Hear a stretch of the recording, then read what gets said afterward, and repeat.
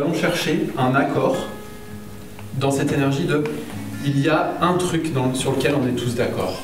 Nous cherchons la solution peut-être parfaite ou le plus petit dénominateur commun sur quelque chose qui répondrait à toutes nos préférences, qui répondrait à vraiment c'est ça que nous voulons tous.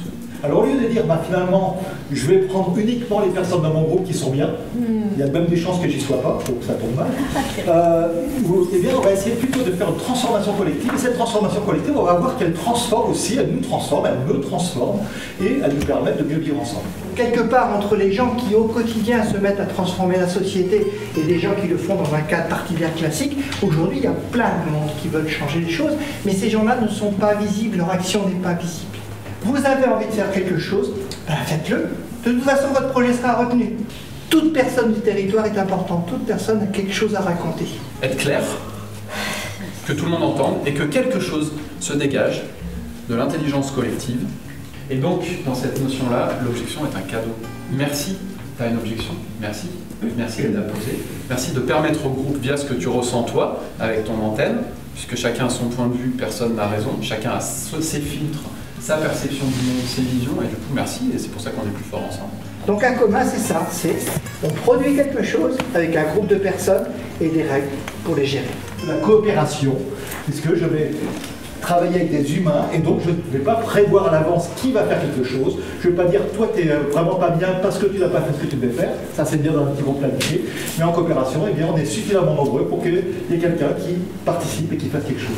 Ça fait partie de la remise en culture du sens de la fraternité, c'est-à-dire de la capacité à se sentir proche de soi, de l'autre, de la nature, de l'animal, de l'univers.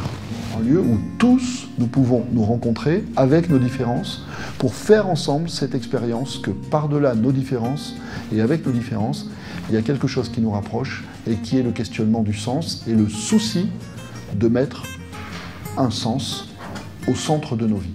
L'intérêt d'un grand groupe, c'est la richesse de nos différences et de nos diversités. L'inconvénient, c'est qu'il est nombreux, le grand groupe. Et par conséquent, nous n'avons pas les mêmes règles en petit groupe qu'en grand groupe. Donc on a besoin de concision à chaque fois qu'on a une parole qui est partagée tous ensemble. Si je voulais retenir au moins une chose, minimum, peut-être plus de ce qu'ils ont dit, ça serait quoi? Et en quoi ça modifie mon point de vue? Pour voir jusqu'à quel point de rapprochement on peut aller, en ayant vraiment écouté l'autre jusqu'au bout. Et là, on cristallise les points de vue, c'est-à-dire que là, on dit, bon, alors ceux qui sont contre, vraiment maintenant qu'on est d'accord sur l'objet du désaccord, pourquoi vraiment je suis pour, pourquoi vraiment je suis contre et pourquoi vraiment j'arrive pas à me positionner, etc. Le processus aura servi à redéfinir sur quoi on voulait trancher et au fond, à lever les malentendus qui étaient portés par les termes du désaccord. Et c'est vraiment ça la gouvernance partagée. Il n'y a aucun idéal puisque au fond elle part de nous, elle part de là où nous en sommes. Pour former un nous qui ensuite va énergétiser une organisation, nous avons besoin de jeux puissants.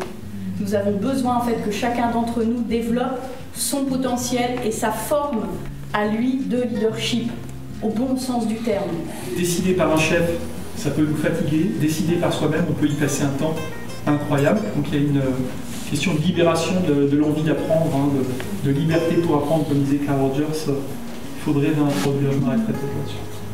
La solution la plus efficace pour pouvoir passer à l'échelle en y passant relativement peu de temps, c'est la communauté de projet, c'est cette symbiose entre deux types de groupes, la grande communauté en réseau et les petites équipes en réseau. Mais si au moins nous vivions dans une société qui nous donne tout au long de notre vie l'opportunité de le chercher et l'opportunité de nous rapprocher de cette harmonie, de cette mise en accord entre le dedans et le dehors. Et pour moi, tout ça, voilà, c'est le processus, c'est une danse en fait. Comment je peux danser avec moi-même, avec l'autre, comment du coup je construis et comment nous allons à construire autre chose.